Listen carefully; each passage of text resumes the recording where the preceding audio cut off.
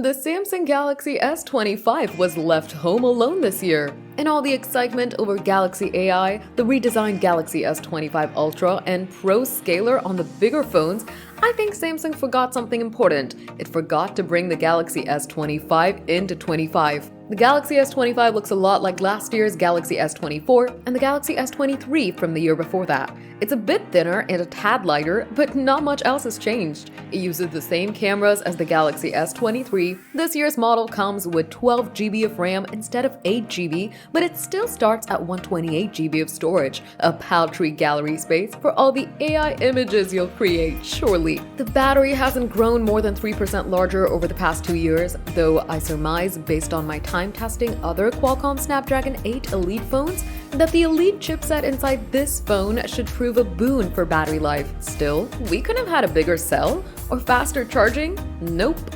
Same. Why not just sell the Galaxy S23 with a newer processor inside and call it a day? I think that's pretty much what Samsung's done. I jest, and hopefully we'll see a bigger refresh next year, but this year is all about the software inside and the AI that's totally assuredly coming soon. I don't mean the improved photo editing tools or the audio eraser AI for videos or the better Bixby that can find settings using natural language questions. I'm talking about next generation AI agents, so-called agentic AI.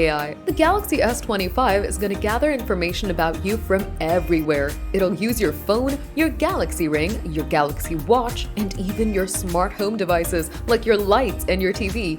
It will learn about you and keep everything it learns in a secure lockbox on your phone. It's going to gather this info so that it can... Actually, we're not sure. Samsung suggested it might turn off the TV when you fall asleep or suggest better lighting for bedtime. But most of what we've heard so far is promises of what's to come. Not quite a preview, just a hint. Look at how Samsung talks about this phone. In its official press release, Samsung MX business president TM Rowe says the Galaxy S25 opens the door to an AI-integrated OS. And the release says it's the starting point of a shared vision with Google.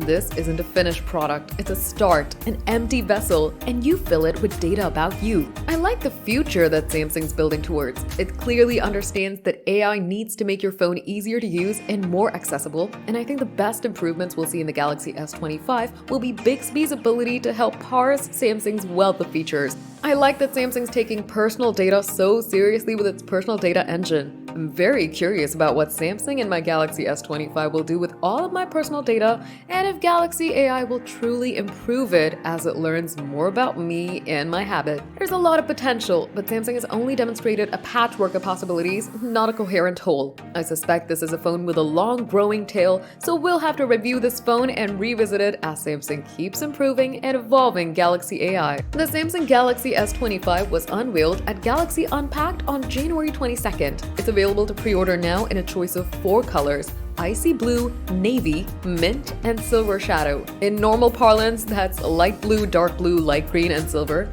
The phone ships in either 128, 256, or 512 GB storage configurations, depending on your region, and every variant comes with 12 GB RAM.